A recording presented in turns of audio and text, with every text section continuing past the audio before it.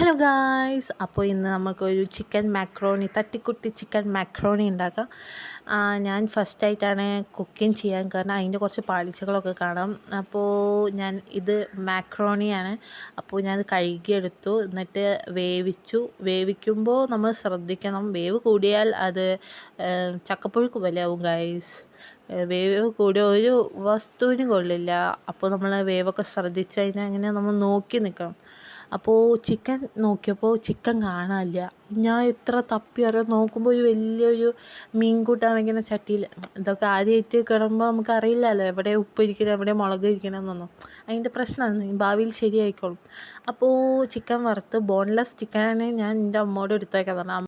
നല്ല വലിയ എല്ലുള്ള കഷ്ണമാണ് കാഴ്ച എനിക്ക് എടുത്തത്. എൻ്റെ അമ്മയ്ക്ക് പണ്ടേ എൻ്റെ ഒരു സ്നേഹം കൂടുതലാണെന്ന് എല്ലാവരും പറയാറുണ്ട്. ഇങ്ങനെ പണി തരാനൊക്കെ എൻ്റെ അമ്മയ്ക്ക് നല്ല ഇഷ്ടമാണ്. അപ്പോൾ ഞാൻ മാക്രോണി വെന്തോ എന്ന് നോക്കുകയാണ്.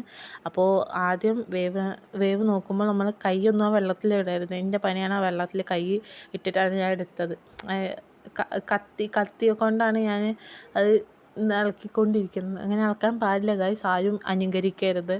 എനിക്ക് പോയി എടുക്കാനുള്ള മടി കൊണ്ടാണ്. അപ്പോൾ ഞാനിങ്ങനെ അത് എടുക്കാമെന്നുള്ള കുത്തി എടുക്കാൻ വേണ്ടിയിട്ടാണ് ഞാൻ ഈ കത്തി കൊണ്ട് എടുക്കാൻ നോക്കി. പക്ഷേ കത്തി കൊണ്ട് എടുക്കാൻ പറ്റില്ല. കത്തിയും ചൂടായി, എൻ്റെ കൈയും പൊള്ളി ഗൈസ്. അപ്പോൾ ആരും അനുകരിക്കാൻ നിൽക്കരുത്.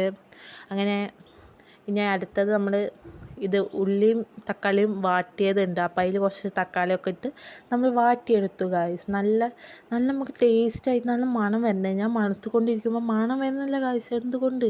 അപ്പോൾ ഞാൻ കുറച്ച് കുരുമുളക് അധികം ഇട്ടു. പക്ഷേ പിന്നെയാണ് മനസ്സിലായത് ഈ ഗ്രേവിയിൽ അത്യാവശ്യം എരിവിന് കൂടുതലുണ്ട്. ഞാൻ കുറച്ച് ഭംഗിക്ക് ഇട്ട് പോയതാണ്. പിന്നെ വിചാരിച്ചു വേണ്ടായിരുന്നില്ല എന്ന്. അത്രയും എരിവായിരുന്നു. ഞാൻ കഴിച്ചു നോക്കിയപ്പോൾ നല്ല എരിവ് കൂടിപ്പോയിരുന്നു. ഉപ്പ് കുറവായിരുന്നു. ഉപ്പ് എത്ര ഇട്ടിട്ടും പിടിക്കാനില്ല. അപ്പോൾ നമ്മൾ വേവിക്കുന്നതിൽ കുറച്ച് ഉപ്പ് തോന്നിടണം. അപ്പോൾ ഈ റെസിപ്പി വേണ്ടവർ പറയണം. വീട്ടുകാർക്കൊക്കെ വളരെ ഇഷ്ടമായി. എല്ലാവരും കരഞ്ഞുകൊണ്ടാണ് ഇത് കഴിച്ചത്. അത്ര എരിവ് ഇട്ടുപോയി. ഞാനേ ഇങ്ങനെ ഇരിക്കുന്നു. അങ്ങനെ എല്ലാവർക്കും ടേസ്റ്റ് ചെയ്യിപ്പിച്ചു. അപ്പോൾ അത്രയേ ഉള്ളൂ. Bye guys.